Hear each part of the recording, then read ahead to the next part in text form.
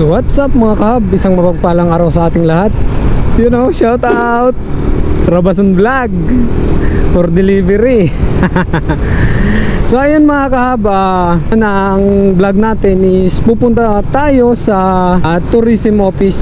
So magmi-meeting tayo kasama ang organizer ng Catanduanes Motorista Challenge version 2. So pangalawang meeting na namin to mga kahab. So ang pag-uusapan naman namin doon is yung about sa recon, kasi nag-recon sila nung nakaraan, sayang hindi tayo nakasama. So hopefully magkaroon pa ng another recon para makita nyo, lalo yung mga first time, yung ruta at yung daan. So sana makasama tayo doon sa second recon natin. So yun, finalization ng mapa, and then yun yung mga kailangang malapitan ng mga head of offices, mga opisina. Yung tourism is dito ang daanon mga kahab sa anong to, area ito. So ayun mga kahab, andyan yung tourism office, so provincial tourism office.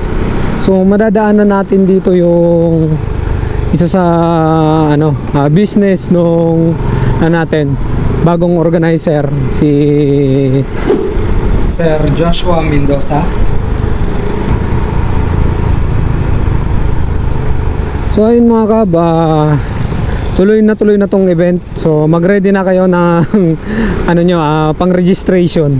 So yun mga kab, andito na tayo sa Provincial Tourism of Catanduanes. So ito yun mga kab, ayan.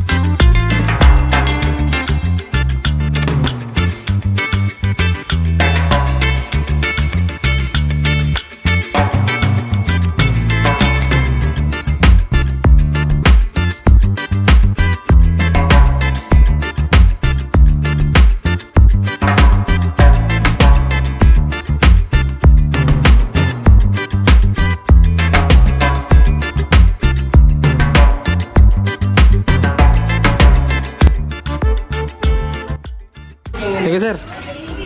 Sir, Ryan. Sir. Ay, sir, thank you. Madrive naman ang PCX ko. Nailing mo sa PCX.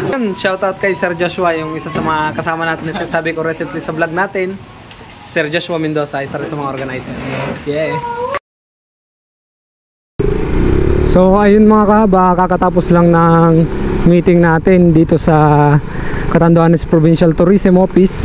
So yun, nagpa-finalization na kami ng ruta, and then kung magkano yung registration at saka tao na kailangang lapitan, especially yung mga sa barangay, munisipyo, din dito sa probinsya ng Catanduanes. So kailangan natin makapag-coordinate sa kanila. Kasali na rin yung mga responders natin, mga first responders, security like PNP and then Army. So yun mga kahab, bibitinin ko muna kayo about sa mga napagmitingan kasi hindi pa naman yung final. Kailangan pang plansyahin yung iba. So for now, mag-ipon na kayo mga kahab ng inyong pang-registration dahil anytime mag-o-open na tayo ng registration ngayong December. So ayun mga kahab, dito ko na puputulin yung vlog. Keep safe, be safe, and ride safe. Bye-bye!